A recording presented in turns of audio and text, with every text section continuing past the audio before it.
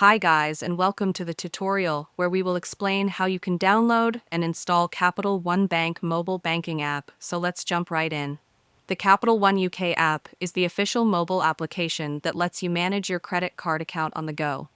With it, you can check your balance, make payments, view transactions, and even set up alerts all from the palm of your hand. It's secure, easy to use, and designed to make money management seamless. To get started, open the Google Play Store if you're using an Android device or the Apple App Store if you're on an iPhone. In the search bar, type Capital One UK.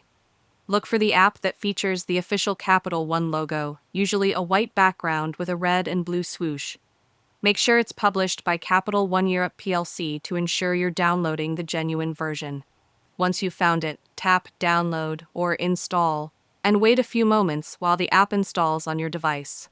When the installation is complete, go ahead and tap Open. From there, you can log in with your Capital One UK credentials or register if you're a new user.